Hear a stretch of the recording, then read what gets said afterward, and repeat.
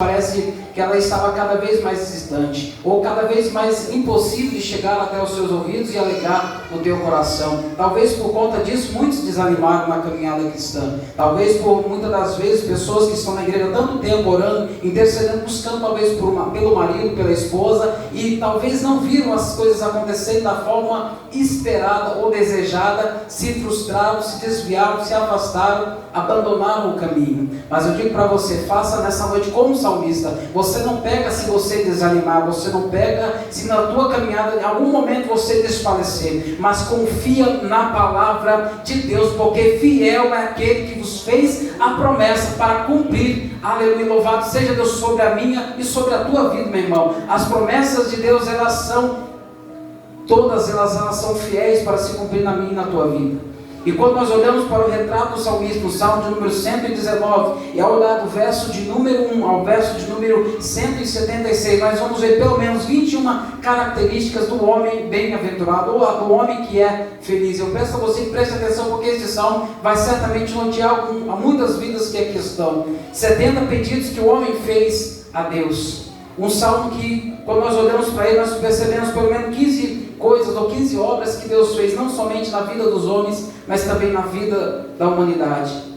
Dentro do livro do Salmo número 119, o qual nós estamos tratando nessa noite, pelo menos 18 segredos do homem para que o homem seja vitorioso. E um desses segredos é confiar na palavra de Deus. A palavra de Deus, o salmista ele também escreve no Salmo 119, que ela lâmpada é para os nossos pés e a luz para os nossos caminhos.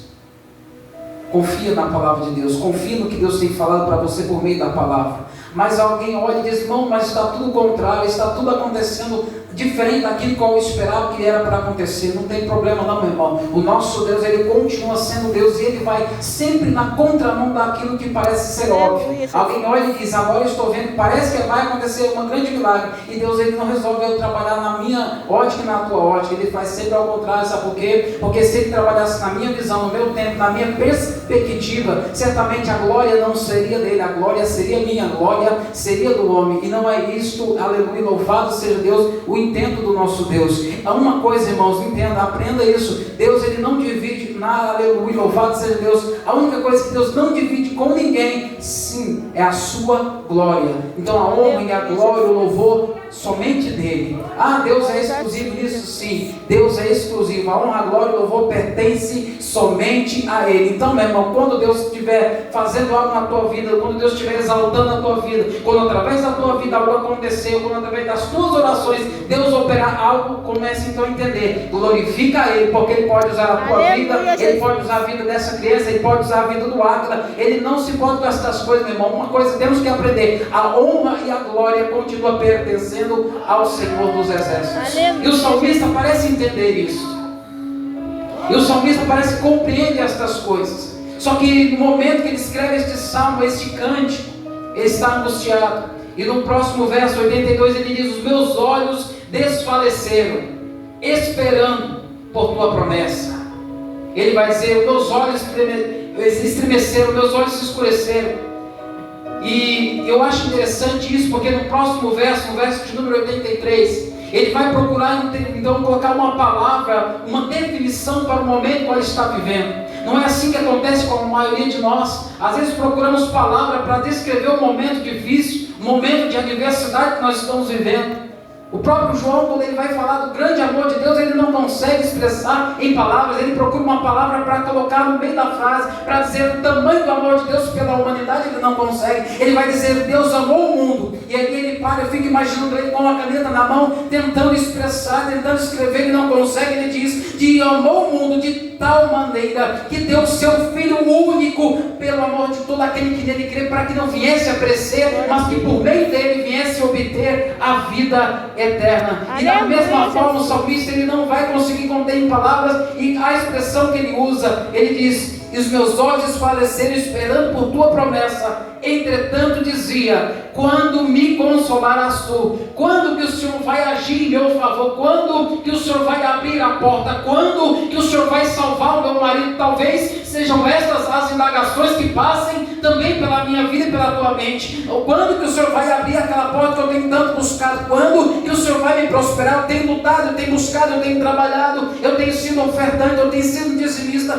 Quando que o Senhor vai fazer o que eu tenho prometido na minha vida? Ei, meu irmão, fica tranquilo, descansa o teu coração, porque o salmista, ele vai concluir o verso dizendo, entretanto dizia, quando me consolaste tu, lá no verso 83 ele diz, pois fiquei como odre na fumaça, mas não me esqueci dos teus estatutos, não me esqueci dos teus mandamentos, não me esqueci da tua palavra, não me esqueci da tua lei, não me esqueci da tua justiça, não me esqueci das tuas ordenanças. Sabe por quê? Que o salmista ele vai usar essa expressão, irmão? Porque mesmo a sua angústia sendo atroz, mesmo a sua dificuldade estando diante dele de uma forma a qual ele viesse a se entristecer muito, ele sabia que a palavra de Deus podia o livrar, que a palavra de Deus era o caminho a ele percorrer, a ele trilhar e seguir. Ele sabia que ele não poderia se esquecer da palavra de Deus. Entenda, as lutas, as frustrações, os problemas, as adversidades, elas não podem mudar a minha convicção de fé no Deus a qual eu sirvo. Entenda, irmão, você pode estar passando um momento difícil, mas continua servindo a Deus, crendo no mesmo Deus que te deu vitória lá atrás, que te livrou da morte, que te livrou do câncer, que te livrou da bala perdida. Ele continua livrando a tua vida, ele continua guardando os teus passos, ele não mudou. E o salmista ele vai expressar dizendo, pois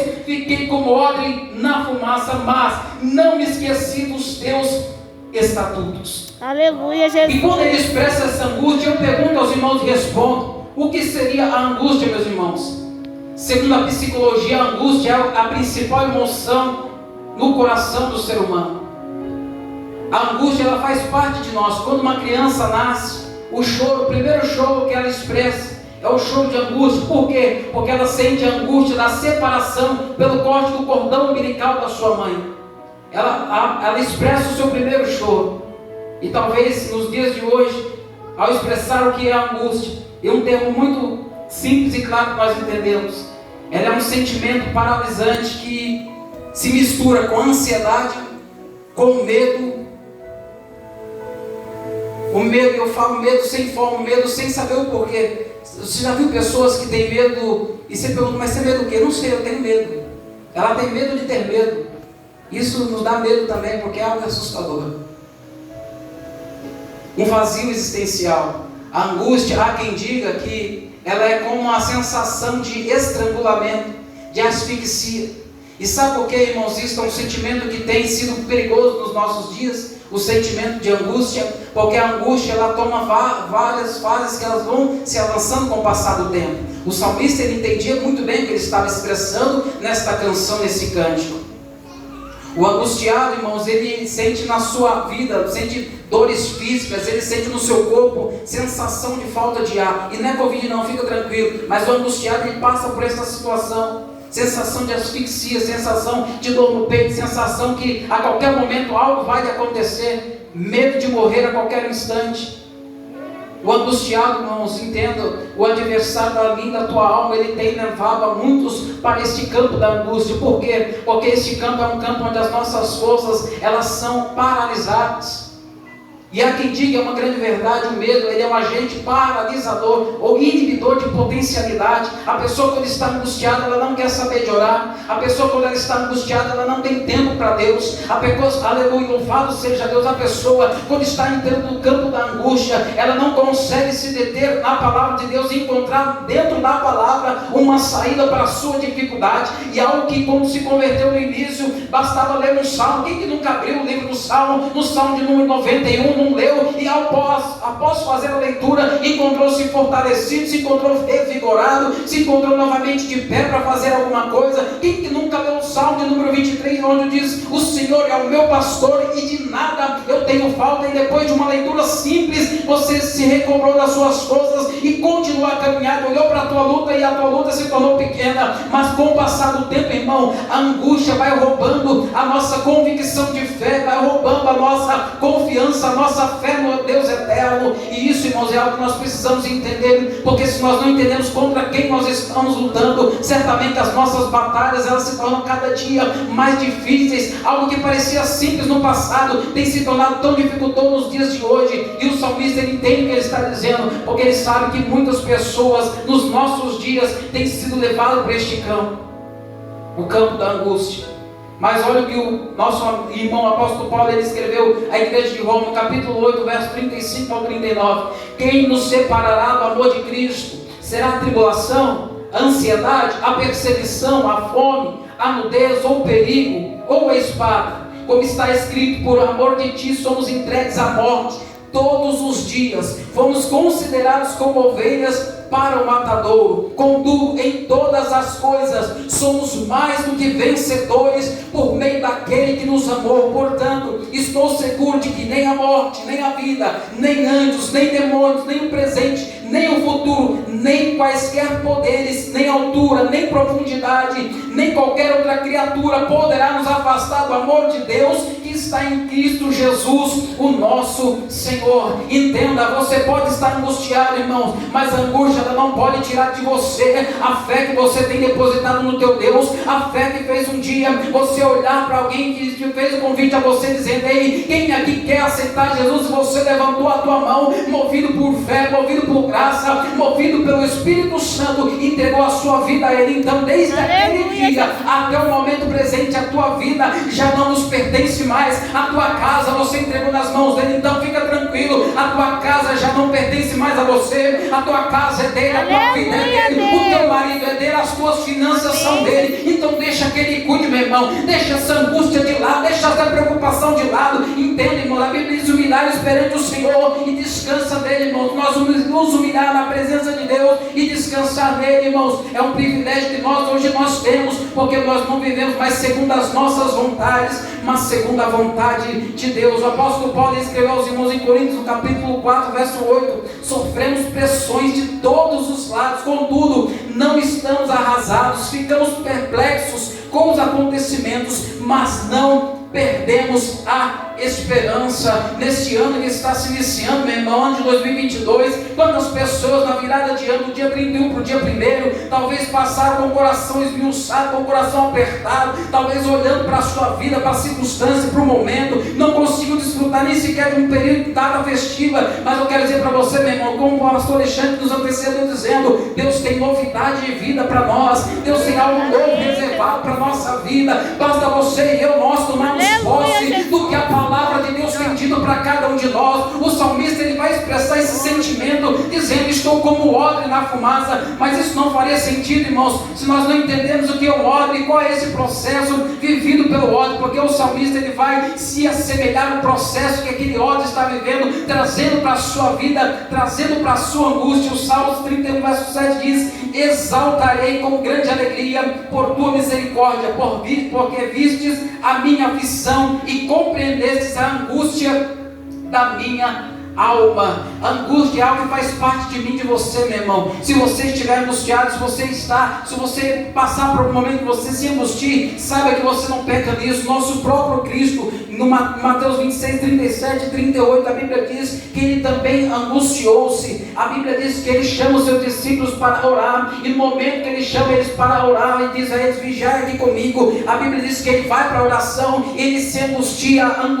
até a morte. A Bíblia diz, através do evangelista Lucas, que gotas de sangue se esvaziaram-se da sua pele. Ele suou gotas de sangue por conta da angústia que tomara conta do seu sentimento, das suas emoções. Então a angústia é um sentimento que está atrelado a cada um de nós, mas nós temos uma saída, nós temos um Cristo, um Deus que pode nos livrar da angústia. O salmista, ele vai dizer que o Senhor o livrou de todas as suas angústias, e então ele glorificou ao nome do Eterno. Entenda, irmãos, Deus, ele nos livra da angústia, ele nos livra das aflições, mas nós temos que passar. O próprio Jesus disse que no mundo nós teríamos aflições. João capítulo 16, no verso 33, ele nos advertiu, ele disse para mim e para você: no mundo vocês vão ter aflição, mas tenham bom ânimo, tenham coragem, eu venci o mundo. Ele venceu, irmãos, ele nos dá essa mesma graça hoje, porque a Bíblia diz que ele nos deu poder para pisar a cabeça de serpente, de escorpião, e nada nos fará dano algum, meu irmão. Então ele nos deu poder também para passar pelas circunstâncias da vida e glorificar o nome dele. Aleluia, a Bíblia vem dizer, irmãos, Louvado seja Deus. No Salmo 119, verso 49 e o verso 50. Senhor, lembra-te da tua palavra ao teu servo, pela qual me encheu de esperança. Isto me consola na minha aflição, que a tua promessa me traz vida. Entenda, meu irmão, a promessa que Deus fez para mim e para você é o que tem que ser gerado cada dia, cada momento, ao abrir os nossos olhos. Não espera você abrir os teus olhos pela manhã, eu abri os meus olhos pela manhã, porque por conta da promessa, da esperança viva de que Deus me fez uma promessa. E qual foi essa promessa? Essa promessa Ele também deixou aos seus discípulos dizendo: olha, eu vou para junto do Pai, mas eu não vou deixar vocês órfãos, eu vou enviar um outro Consolador, ou seja, na mesma essência dele. E o outro Consolador é o Espírito Santo, que está em nós nessa noite, que habita dentro de cada um de nós. Ou você acha que você venceu pela força do teu braço, pela força da tua inteligência? Não, você venceu porque o Espírito Santo, ele está ativo na tua vida, ele está operando na tua casa, na tua família, nos teus, aleluia, nas tuas finanças, nos teus negócios. Ei, irmão, entenda, a prioridade nós temos não é apenas, irmãos, aqui, porque nós não somos aqui, a nossa pátria, aleluia, está reservada no céu para cada um de nós, mas no período que nós estivermos aqui, entenda, você, eu, nós somos veículos para a glória de Deus. Quem nos dirige é o Espírito Santo de Deus eterno, é Ele que dirige a nossa vida, é Ele quem conduz os nossos passos, as nossas palavras, é Ele, irmãos, quem traz, aleluia, quem faz, quem projeta para nós um caminho melhor.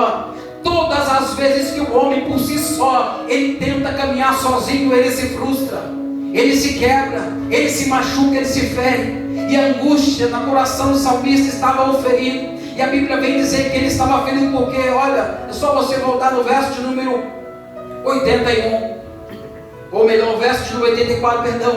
Quando serão os dias do teu servo? Quando me fará justiça contra os que me perseguem? Os soberbos abriram covas contra mim, que não é conforme a tua lei. Todos os teus mandamentos são verdade. Com mentiras me perseguem, ajuda-me. Ele está sofrendo por conta de palavras que vieram contra ele, palavras que o feriram, palavras de calúnia certamente, palavras que vieram contra a sua comunhão para com Deus. Então ele entende, isso lhe trouxe angústias. Quem que nunca se angustiou por ouvir palavras que machucaram? E há quem diga que palavras ferem mais do que um tapa, e isso é uma verdade, porque um tapa, uma dor física, ela passa com o tempo, com Infralax, Dorflex, Miozan e tantos outros aí, mas muitas das vezes a palavra não, ela fica ali dentro, como uma adaga, como uma faca no peito, sendo torcida constantemente. A palavra, ela fez isso, mas a palavra de Deus, ela é bálsamo para a nossa vida, para nos curar de todas as enfermidades na nossa alma. E o salmista, ele vai fazer a comparação da sua aflição como o odre da fumaça, e é sobre isso que eu quero falar nessa noite.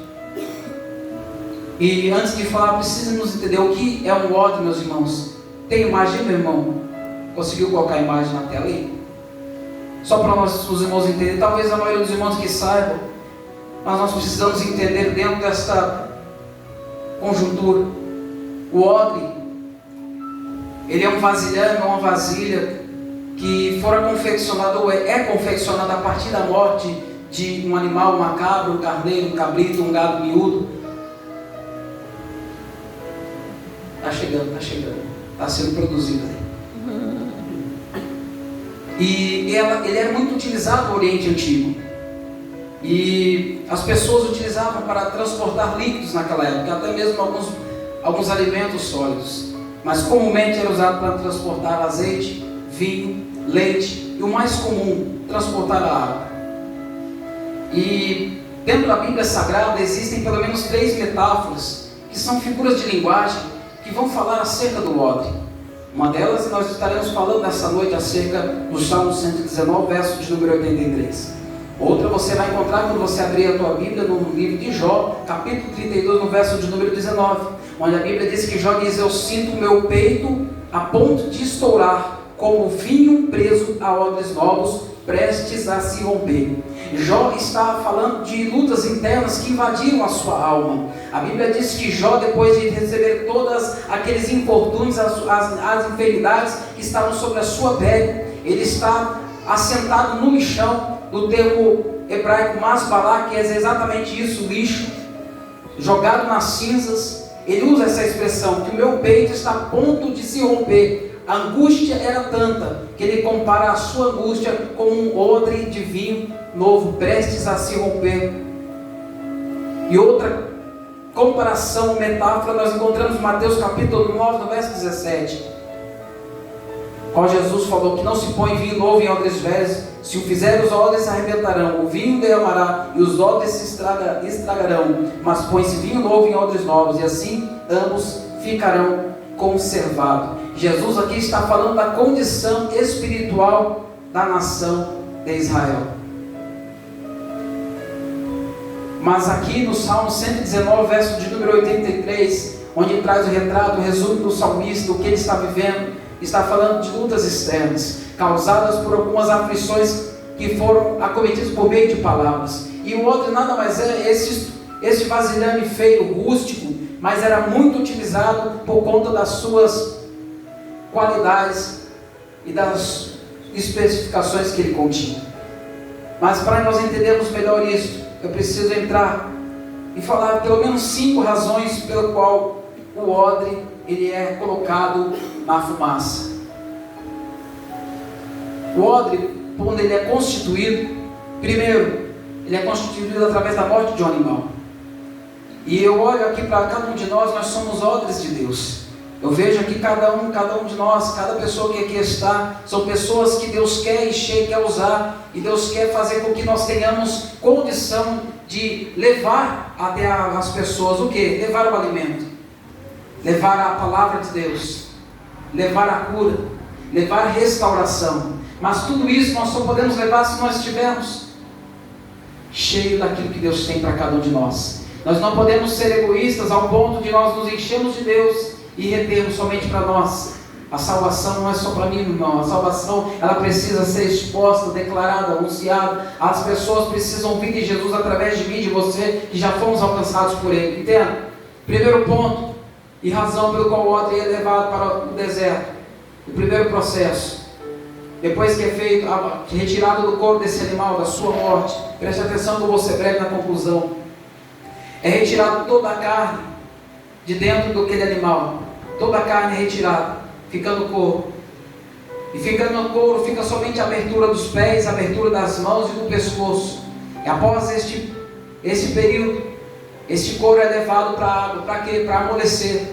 Ele é colocado na água e é batido na rocha violentamente várias vezes, para amolecer aquele couro. Após esse processo, ele é meticulosamente costurado, cuidadosamente. Por quê? Porque após o processo de costura, esse odre ele vai ser cheio de líquido, provenientemente água.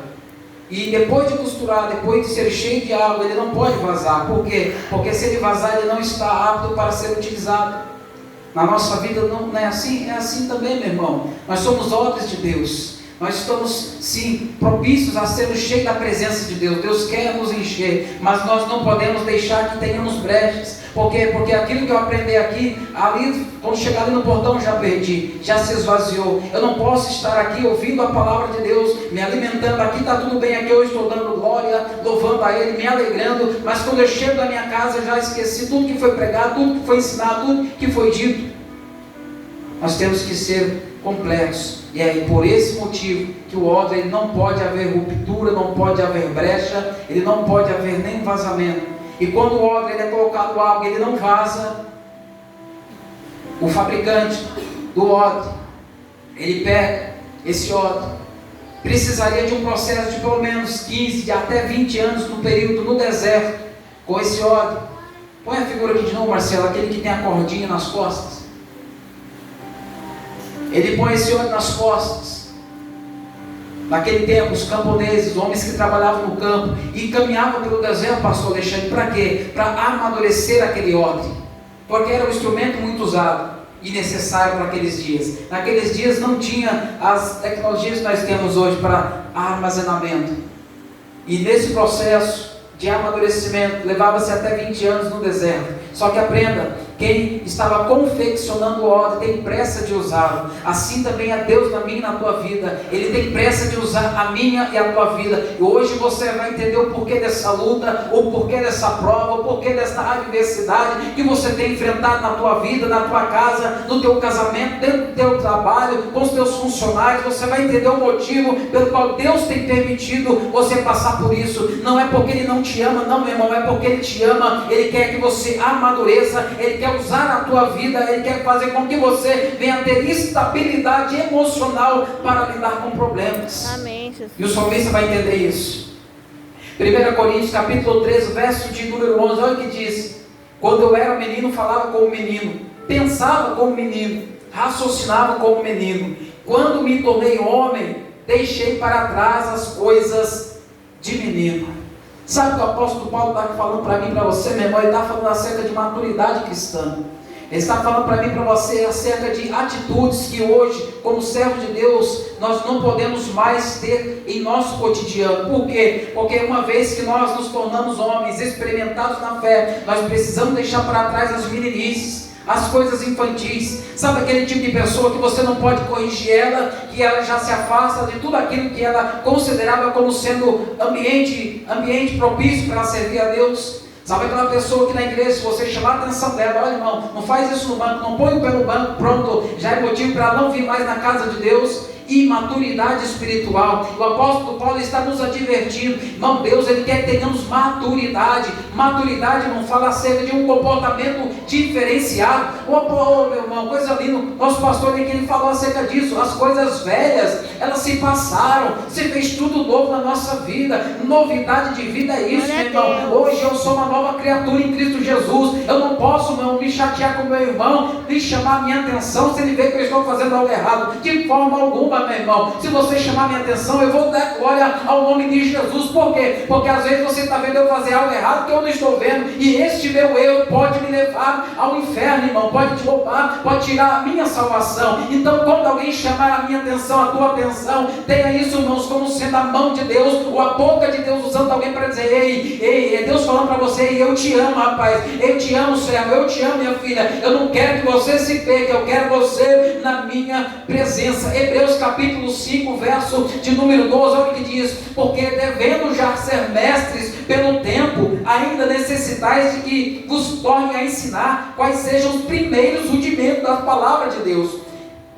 E vos haveis feito tais que necessitais de leite, e não de sólido mantimento, porque qualquer que ainda se alimenta de leite não está experimentado na palavra da justiça, porque é menino. Mas o mantimento sólido é para os perfeitos, os quais, em razão dos costumes, têm os sentidos exercitados para discernir tanto o bem como o mal. Ele está aqui, o escritor aos Hebreus, advertindo os hebreus, irmãos, dizendo: olha, vocês já deviam, pelo tempo que vocês conhecem a palavra de Deus, vocês já deviam ser mestres, vocês já deviam estar ensinando, vocês já deviam estar pastoreando pessoas, vocês já deviam estar fazendo a obra de Deus aí fora, mas vocês ainda não podem ser experimentados, vocês ainda, ele está dizendo aqui, é a palavra de Deus, vocês ainda necessitam de leite, vocês precisam que eu vos ensine novamente os primeiros rudimentos da palavra de Deus. É de palavra de Deus para mim e para você, meu irmão. E às vezes nós nos encontramos nessa situação. Quanto tempo você, quanto tempo eu, nós estamos na igreja. E não que isso, irmãos, venha fazer carreira, não. Ninguém faz tempo de carreira na igreja, tanto 20, 30, 40 anos, de forma alguma. O irmãozinho que chegou ontem, aqui, os irmãos que se batizaram esses dias, daqui a pouco, irmão, você vai ver Deus usando a vida deles. Louvado seja Deus, para anunciar a Cristo, fazer a obra de Deus com graça, com unção, com autoridade. Aí você vê pessoas que estão há 10, 15, 20, 30 anos dentro da igreja olhar e dizer: mas para que isso? Quer se aparecer? Não, meu irmão, não é que quer se aparecer, não, é que ele entendeu a palavra, ele entendeu o propósito, ele entendeu o chamado, ele entendeu que a palavra de Deus, aleluia, o Senhor tem algo na vida dele, ele quer usar, ele quer fazer a obra de Deus enquanto ainda há tempo. A Bíblia diz que nós devemos buscar ao Senhor enquanto ainda há tempo, buscar, invocar o nome dele enquanto ele ainda está perto. O profeta Isaías, ele nos escreveu dizendo isso, irmão. Há um tempo que nós estamos vivendo, onde a palavra de Deus, ela tem se tornado, irmãos, cada dia que tem passado, se tornando algo tão raro, você ir a algum lugar e ouvir a palavra de Deus de de forma genuína, sendo aplicada ao coração dos irmãos. Por quê? Porque hoje o que convém é pregar aquilo que faz bem, aquilo que massageia o nosso ego, aquilo que faz cócegas nas nossas mãos, no nosso ventre. De forma alguma, a palavra de Deus, ela continua sendo a mesma, ela precisa ser anunciada. Você hoje é responsável por pessoas, você hoje tem o conhecimento, você hoje é detentor de conhecimento, você hoje, se você estiver andando por aí, você pode e deve orar por alguém que pedir oração para você. Não precisa você ligar para o irmão, para o pastor, para o presbítero, não, de forma alguma. Você tem autoridade na tua vida, irmão. Mas eu entendo, irmãos, que às vezes nós ficamos acuados. Por quê? Porque nós queremos terceirizar o serviço, achando que Deus só vai ouvir a oração do pastor, a oração do presbítero, a oração dos diáconos. Não, Deus usa a minha e a tua vida. Então entenda isso em nome de Jesus. Deus quer amadurecer a minha e a tua vida. Então entenda o processo de amadurecimento que o óleo precisava passar. Ele não tinha como, irmãos, ele não queria esperar, ele tinha pressa. Então com pressa, o que ele faz? Ele pega esse óleo, ele amarra, ele pendura no telhado da sua casa, acende uma fogueira. Na maioria das vezes usada essa fogueira para fazer com madeira de acácia. Ao acender essa fogueira, a fumaça daquela fogueira ia penetrando no odre, amadurecendo o odre, matando as bactérias, trazendo também um processo de purificação. Meu irmão, quer ver uma coisa boa, uma coisa linda que acontece na minha e também na tua vida, eu tenho certeza, é o processo de amadurecimento, o processo de purificação na nossa vida. Você nunca vai ver, meu irmão, um crente amadurecendo na fé, quando ele está tudo bem com a vida dele, quando ele está bem empregado, quando ele está ganhando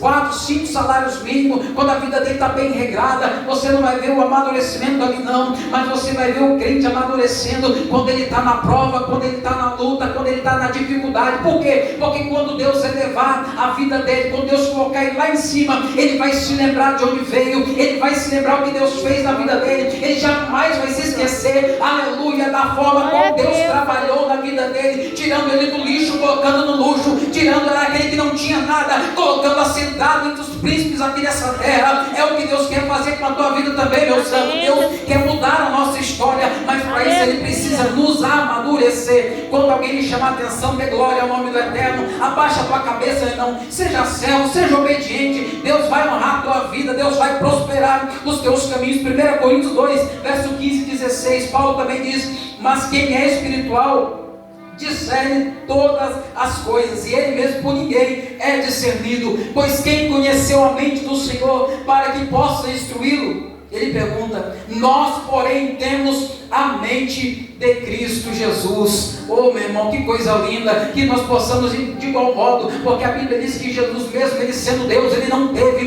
por usurpação ser igual a Deus. Antes ele se esvaziou de si mesmo e foi obediente até a morte de cruz. E a Bíblia diz que Deus o exaltou sobremaneira, dando a ele, aleluia, louvado seja Deus, o nome que está acima de todo nome, para que ao nome de Jesus todo joelho viesse se dobrar diante dele. Então todas as vezes que você, que a igreja dobra os joelhos diante de Jesus, é você declarando: eu sou cego, eu sou submisso, eu sou obediente, eu estou, aleluia, amadurecendo na presença de Deus. Nada é pela força do nosso braço.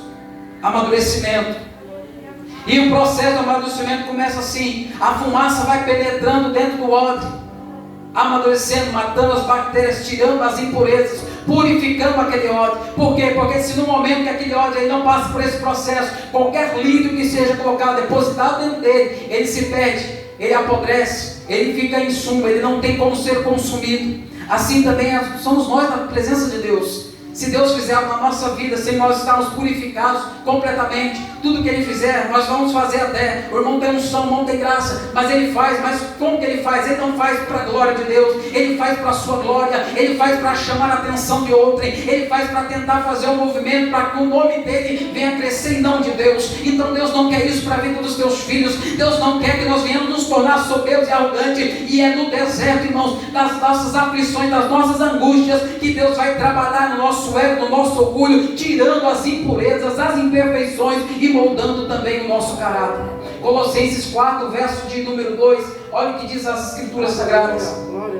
Colossenses 4,12 diz: saúda-vos Epáfras, que é um dos vossos servos de Cristo, combatendo sempre por vós em orações, para que vos conserveis firmes, perfeitos e consumados em toda à vontade de Deus. Meu irmão, amadurecimento fala de se submeter à vontade de Deus, se submeter aos seus mandamentos, à sua palavra. Quando nós olhamos para o Salmo 119, nós vamos encontrar várias e várias vezes esta expressão sendo usada a expressão lei, testemunho, preceito, mandamento, estatuto, caminho, justiça, palavra.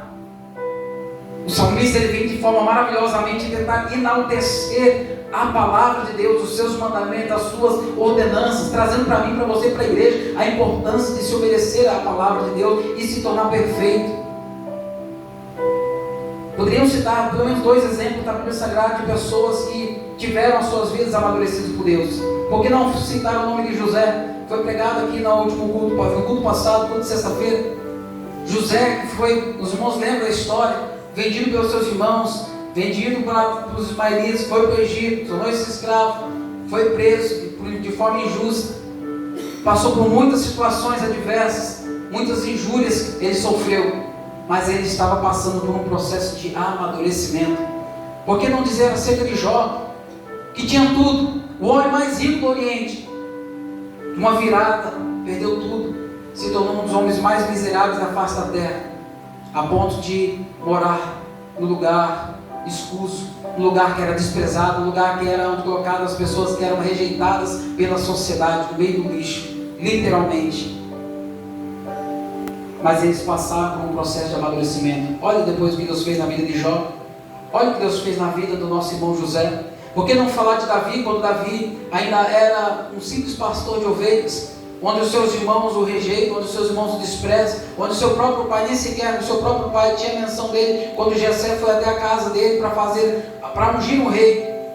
José, onde José estava? Não estava entre os irmãos que tinham aparentemente a possibilidade de serem reis, estava no pasto, cuidando das ovelhas do seu pai, humilhado, desprezado, mas Deus também o exaltou, porque ele passou por um processo de amadurecimento. Aleluia, Jesus. Foi caluniado, perseguido, injuriado, ameaçado de morte, mas esse processo fez de Davi um homem segundo o coração de Deus. Glória então, a Deus. meus irmãos, Deus ele traz isso para a nossa vida também. Deus permite angústia, Deus permite prova. Deus, eu quero dizer isso, irmão, para desmistificar o fato de algumas pessoas dizerem: olha, agora você é de Jesus agora, pastor Alexandre, agora você vai ser só maravilha, não vai passar mais luta, tá, pastor? Pode vir para cá, que aqui o senhor não passa luta, aqui o senhor não passa prova, aqui é só maravilha, é só glória a Deus e aleluia, de fato. Mas tem prova, tem luta, tem dificuldade, tem adversidade, mesmo você servindo a Deus. Deus quer nos amadurecer. O segundo processo, razão pelo qual o ódio é colocado na fumaça. Esse processo, depois da fumaça, ele começa, perde as suas características, as impurezas que contém dentro do ódio, elas começam a ser expelidas, ele começa a passar por uma fase de purificação, assim como nós também, quando passamos as provações, e esse ódio ele começa a mudar o seu formato, ele começa a diminuir de tamanho, ele começa a se encolher, ele começa a se enrugar. E algo interessante que eu vejo é o momento onde Deus ele também trata conosco, dentro do nosso orgulho, da nossa arrogância, da nossa prepotência. Olha, irmãos, entenda uma coisa: se Deus usar a tua vida, é Ele usando, é porque Ele é misericordioso. Pastor Alexandre, que ele nos antecedeu, ele trouxe uma introdução muito bela, é para a glória de Deus. Quem sou eu? Quem somos nós? Louvado seja Deus. O próprio Davi: quem sou eu? Quem sou eu? Ele falando: sou o menor da casa de meu pai. Entenda uma coisa, meu irmão, nós somos meras ferramentas de Deus para a glória do nome dele. Se Ele usa a minha e a tua vida, a honra e a glória pertence somente a Ele. Aleluia, não é porque Jesus. você é melhor, não é porque você canta bem. Entenda, todos aqui nós somos odres. Naquele tempo, como eu havia dito, alguns odres eram usados para transportar vinho, outros eram usados para transportar o leite, outros odres eram usados para transportar o azeite, outros transportavam a água. E falando em água, tem aqui coisa boa. E é isso.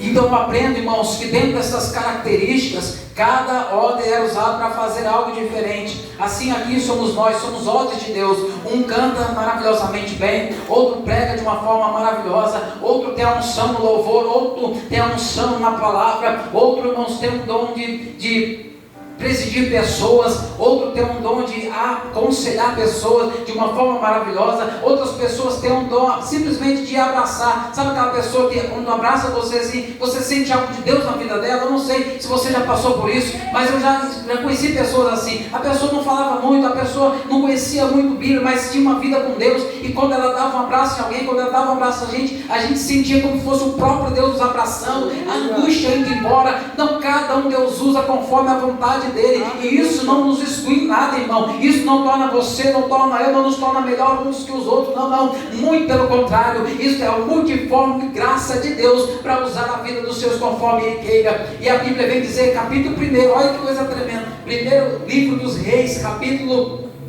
de número 17, e eu vou abrir aqui para nós lermos esta referência. Primeiro livro dos Reis, capítulo 17, verso de número 1, falar de alguém que precisou passar por um processo de diminuição, porque ele estava se sentindo um pouco orgulhoso. Então Elias, o tisbita, dos moradores de Gileade, disse a Acabe: vive o Senhor, Deus de Israel, perante cuja face estou, que nestes anos nem orvalho nem chuva haverá, senão segundo a minha palavra. Verso 2, depois veio a ele a palavra do Senhor dizendo: vai-te daqui e vira-te para o oriente, esconde junto ao ribeiro de Querite, que está diante do Jordão, e há de ser que beberás do ribeiro, e eu tenho ordenado aos corvos que ali te sustentem. Foi, pois, ele fez, conforme a palavra do Senhor, porque foi e habitou junto ao ribeiro de Querite, que está diante do Jordão. E o corvo vinha de manhã e à noite, trazendo pão e carne no bico.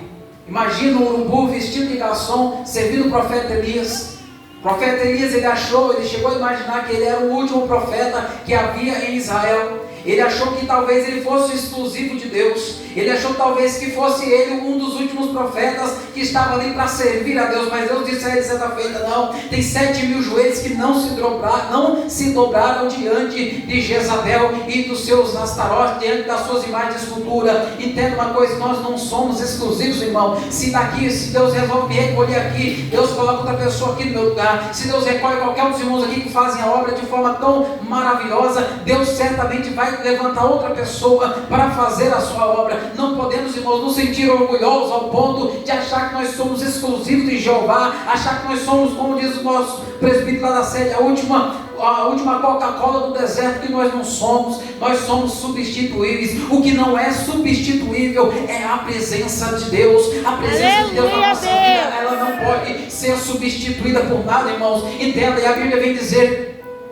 a palavra querite quer dizer colocar no tamanho certo. E o processo, segundo o processo que o óleo vai passar, ele vai reduzir, ele vai diminuir no seu tamanho.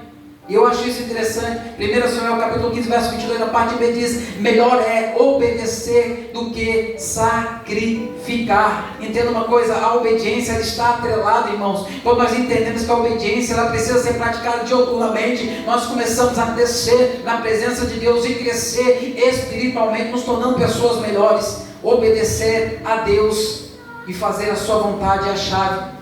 João 3,30 diz: importa que ele cresça e eu diminua. Alguém diz: ei, tu és o Cristo? Ele: não sou. Ei, tu és aquele que havia de vir? Ele diz: não, eu não sou. Jesus, primo de João Batista. Alguém dizendo: não, tu és o Messias? Ele diz: não sou.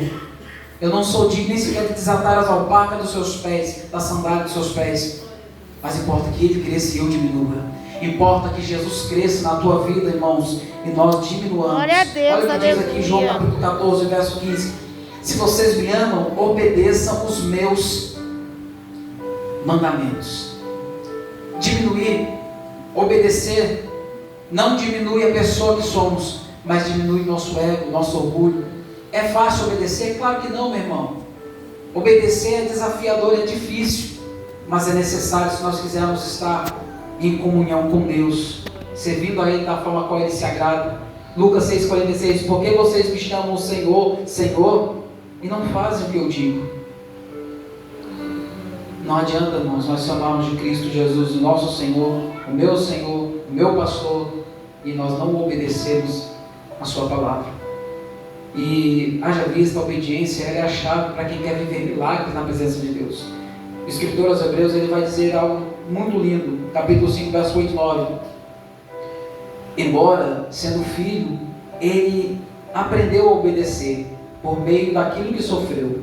E uma vez aperfeiçoado, tornou-se a fonte da salvação eterna para todos. Vou repetir: para todos os que lhe obedecem.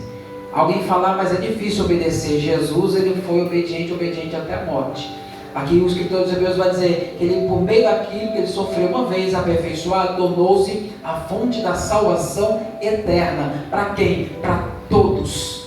Todos aqueles que obedecerem a sua palavra. Meu irmão, o privilégio de Deus para a nossa vida é obedecermos a Ele, guardarmos os mandamentos dEle. O salmista, ele vai se comprar esse ordem. E o terceiro processo, primeiro nós já falamos que ele perde as suas características naturais, as suas impurezas são expelidas, ele começa a entrar no processo de purificação. No segundo processo, ele diminui o seu tamanho, ele fica do tamanho certo. E é o que Deus está fazendo na tua vida, sabe? Ele está aperfeiçoando a tua vida, ele está deixando o tamanho certo. Alguém pergunta, nossa, mas quanto tempo essa prova, essa luta, essa dificuldade? Fica tranquilo, e no tempo de Deus ele vai te tirar dessa prova, dessa angústia, dessa situação difícil. Porque entenda, os irmãos aqui já cozinharam fogo a lenha. Quando você acende, aquela fumaça começa a tomar conta do ambiente, a fumaça ela começa a penetrar nos olhos e começa a lacrimejar, e você começa a ficar com a visão turva. Às vezes acontece isso conosco também, durante o processo da fumaça, durante o processo das aflições, a nossa visão fica turva, nós não enxergamos direito, nós não conseguimos ver as coisas com clareza, mas é o processo que Deus permite passarmos para que a nossa vida venha estar do tamanho, ou melhor, da forma corriqueira, do tamanho certo, da maneira que Ele quer que nós estejamos na presença dEle, servos, obedientes. E o terceiro processo é o processo que ele começa a ganhar resistência.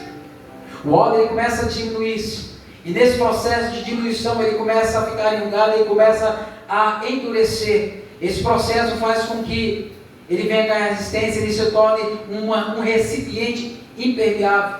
A água que é colocada nele não vaza, e a água que tenta colocar por fora também ele não entra, ele se torna impermeável, ele pode ser lançado dentro da água, ele não rasga, ele se torna forte.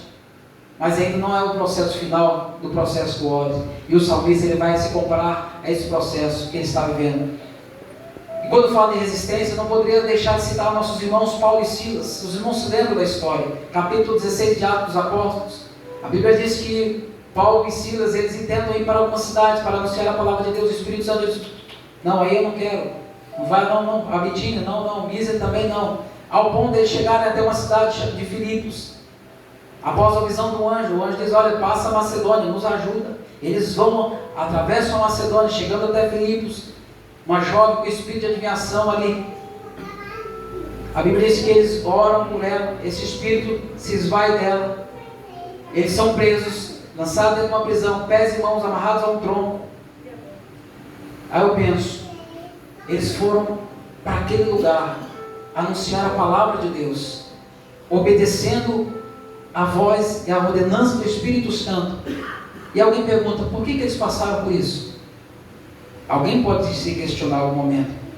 Por obedecer a palavra de Deus, nós pagamos às vezes algum preço, mas o preço, ele só é válido porque Jesus está conosco. E naquele momento, dentro daquela prisão, a Bíblia diz que eles entoavam cânticos a Deus, oravam e cantavam e oravam, e os alicerces das prisões foram abalados. Ei, irmãos, que experiência maravilhosa para nós, que para eles deve ter sido difícil, mas para nós ouvirmos nesse relato, lermos esse relato, traz o quê? Que nós devemos aprender a não nos rendermos diante das situações, não nos deixar ser arrastados por aquilo que está todo mundo fazendo, eu vou fazer também, não, de forma alguma. Não devemos nos encurvar diante das adversidades, das aflições que a vida nos impõe. Nós não devemos, irmãos, ceder, não devemos relaxar. Se você tem servido a Deus hoje de uma forma, passe servindo melhor ainda, porque Deus ele está te trazendo para você resistência. Olha o 1 João 4,4 diz, filhinhos, sois de Deus, e já tendes vencido os falsos profetas, porque maior é aquele que está em vós, do que aquele que está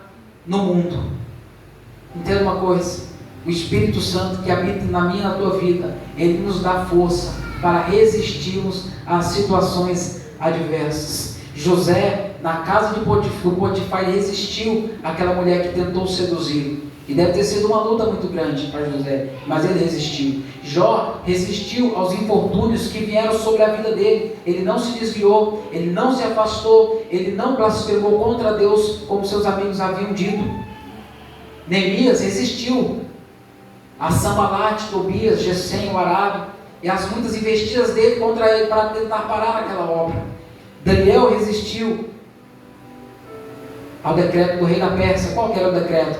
Que ninguém poderia orar durante o período de 30 dias. Mas Daniel orava 3 vezes ao dia.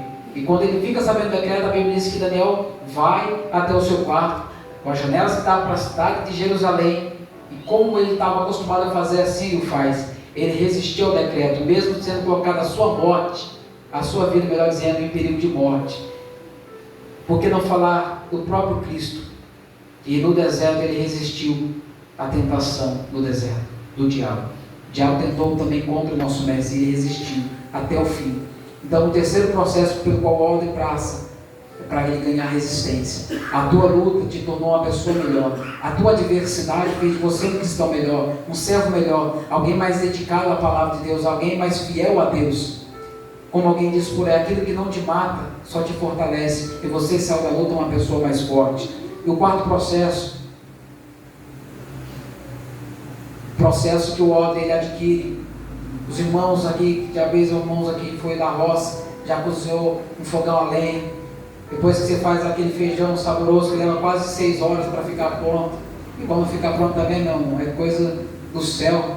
Me desculpe a tecnologia moderna, não o fogão elétrico, aquele que você faz assim, o botão e o fogo acende, coisa linda. Mas não tem comida melhor do que comida feita no fogão a lenha, coisa boa. Mas aquelas panelas que são utilizadas, elas começam a ficar feias, escurecidas, ganhar uma aparência estranha, uma aparência escura, uma aparência até que não, quem olha assim não dá muito valor. O óleo, ele ganha também uma aparência informe, uma aparência horrível, ele fica uma aparência enegrecida. Alguém que olha para o óleo, depois desse processo, ele passa por todo esse processo na fumaça, e falar assim, esse óleo realmente ele não serve para nada, não tem nenhuma serventia. O profeta Isaías, quando ele vai falar acerca de Jesus, no capítulo 53, ele vai dizer que o nosso mestre, o nosso Senhor Jesus, ele não tinha parecer, nem formosura, e nenhuma beleza dele víamos, para que nós o desejássemos. Aí alguém diz, mas nós, a gente compra pela aparência, assim, aí muitas das vezes onde nós pecamos. Até o nosso irmão, o profeta Samuel, ele pecou também a olhar pela aparência. 1 Samuel capítulo 16, o verso de número 17. 1 Samuel 17, ou melhor, 16, verso de número 7. Olha o que diz a palavra de Deus. Quando ele vai até a casa de Jessé para ungir o rei de Israel, como Deus havia falado a ele. E a resposta de Deus para ele foi, depois de ele ter se enganado, se equivocado. Eu vou ler do verso 5, verso 6. E sucedeu que entrando eles, viu Eliabe e disse, certamente está perante o Senhor seu ungido. O verso 7. Porém o Senhor disse a Samuel, não atentes para a sua aparência, nem para a sua altura, nem para a sua estatura, porque eu tenho rejeitado. Porque o Senhor não vê como vê o homem, pois o homem vê o que está diante dos olhos, porém o Senhor olha para o coração. O homem tem essa falhabilidade nos seus atos, no seu julgamento precoce. Ao olhar para algo, nós olhamos pela aparência, por aquilo que vemos. Mas João, capítulo 7, verso 24 diz, não julguem apenas pela aparência, mas façam julgamentos justos. A aparência que o homem adquire é uma aparência horrível, é uma aparência que alguém olha e diz, não tem serventia. Talvez alguém que olhe para a tua vida, a maneira como você está vivendo hoje, a situação, o momento que você está passando, olha, e alguém olhar e julgar você e dizer, olha, não está, o que adianta estar indo na igreja, o que adianta estar sendo fiel a Deus? Talvez você já pode ter sido confrontado, eu acredito que a maioria dos irmãos já passaram por isso, pastor Alexandre, que você está na igreja, servindo a Deus, se empenhando, fazendo o seu melhor, e passar por luta, e alguém olhar para dizer para você que você está em pecado, ou que você está fazendo algo que não está agradando a Deus. O nosso irmão Jó passou por isso e deve ter ferido a sua alma ao ponto dele ficar triste com certas situações, mas isso não impediu ele de continuar servindo a Deus. Provérbios 16, 2 diz, todos os caminhos do homem lhe parecem impuros, mas o Senhor avalia o espírito. Entenda uma coisa, Deus ele sonda e conhece o nosso coração, meu irmão. Não importa a aparência que você esteja passando hoje, a aparência que você esteja transparecendo diante das situações que você tem vivido. Aprenda uma coisa, a Bíblia diz que um coração alegre formoseia o rosto. Ainda que não seja fácil diante das adversidades, você colocar um semblante belo, um semblante alegre, passe pela luta dando glória ao nome do Senhor, passe pela situação adversa, servindo a Ele com alegria, porque o momento que você está vivendo é um momento de preparação para algo maior e melhor que Deus tem para a tua vida, para a tua casa, para o teu casamento, para os teus negócios, para a tua família. E às vezes nós não queremos viver isso, às vezes não, eu só quero a bênção, mas eu não quero passar pelo processo da bênção, não. Com Deus você vai passar pelo processo, porque lá na frente o nome dele vai ser glorificado na tua casa, na tua família. Está difícil hoje com o marido, está difícil hoje com a esposa, mas lá na frente você vai olhar para ele, e vai dizer: valeu a pena ter lutado, valeu a pena ter me empenhado, me esforçado. A aparência era de alguém que não tinha Deus, a aparência era de alguém que vivia sofrendo, mas hoje o semblante é de alguém que venceu para a glória do nome do Senhor. Entenda, irmãos, não importa a aparência do momento da luta, o importante é que quando você passar por ela, o teu semblante vai ser diferente para a glória do nome do Eterno. E é quando aquele óleo é tirado, aquela aparência escura, alguém diz: não tem serventia para nada, não, alguém olha e diz: é um projeto que não deu certo. Não, o confeccionador, aquele que está trabalhando no óleo, ele tira aquele óleo agora da fumaça, e aquele óleo agora está pronto para ser utilizado. O salmista, no Salmo de número 119, em Cântico, verso de número 88, ele diz: vivifica-me segundo a tua benignidade, então guardarei o testemunho da tua boca. Aleluia, Jesus. Quanto mais cheio estiver nossas vidas o ódio, mais nós precisamos buscar a presença de Deus. Ou melhor, vou reformular a frase: quanto mais Deus usar a tua vida, representa aqui assim, isso aqui é a sua, né? A nossa vida está pela metade, eu preciso encher. Se você estiver sendo usado, Deus estiver e quer usar a tua vida, eu preciso me encher novamente. Eu não posso ficar com a minha botija vazia, eu não posso ficar vazio de Deus. Eu preciso me encher novamente. Eu preciso me abastecer de Deus. Para quê? Porque quanto mais cheio de Deus, mais Deus vai me usar para levar alimento, alegria, cura, a palavra de Deus à vida das pessoas. É o que Deus quer fazer com a nossa vida. Só que Aleluia, o processo Jesus, é doloroso. O processo, ninguém quer passar por processos. Mas quanto mais usado por Deus você for, mais você precisa ser cheio da presença dele. amém. Quanto mais de Deus você quiser, mais Deus vai te usar. E maior certamente serão as tuas batalhas. Uma coisa é a batalha de quem aceitou Jesus há poucos dias. Outra coisa é de alguém que está hoje pastoreando milhares e milhares de pessoas. Então certamente, irmãos, todos nós, assim como o salmista, passa por luta. Eu peço a você que se coloque sobre os pés, para nós finalizarmos. Mas uma coisa é certa, irmãos: Deus, Ele só permite passarmos por lutas, porque Ele quer usar a nossa vida. Amém. O salmista, ele não conseguiu em palavras encontrar um meio de expressar a sua dor. Então ele vai usar a expressão mais comum do Oriente Antigo, um odre. O processo de passar o odre, ele se coloca na posição daquele odre. O calor representado pelo vapor da fumaça representava as angústias, a aflição que a alma dele estava sentindo pelas mentiras que foram contadas acerca da vida dele. Não deixe, irmãos, que as lutas, que as angústias, que as adversidades venham te asfixiar ao ponto de você não conseguir clamar a Deus, ao ponto de você não conseguir orar a Deus. Deus, Ele pode fazer muito além daquilo que nós pedimos ou pensamos, segundo o poder dele que opera em nossa vida. Só que nós precisamos passar por algumas fases da vida. Talvez você que já viveu, você que já enfrentou a morte de frente, você que talvez já viu ela face a face e saiu e venceu, possa falar melhor do que eu, possa ter um testemunho ainda mais completo do que o meu, possa ter ainda mais resistência do que a minha. Porque talvez quem não passou, talvez não entenda o que é essas coisas. Talvez quem nunca foi alvejado por tiros e estava lá entre a vida e a morte, não poderia falar como o pastor Alexandre já deu o testemunho dele aqui. Então, meus irmãos, Deus, Ele pode sim usar a minha e a tua vida, mas no processo de amadurecimento, de aperfeiçoamento, onde precisamos ganhar resistência, onde nós não podemos ser mais meninos na fé, nós precisamos aprender a obedecer a palavra de Deus. Amém. Amém? Eu agradeço a Deus, fico com essa palavra em nome de Jesus. Glória a Deus, aleluia.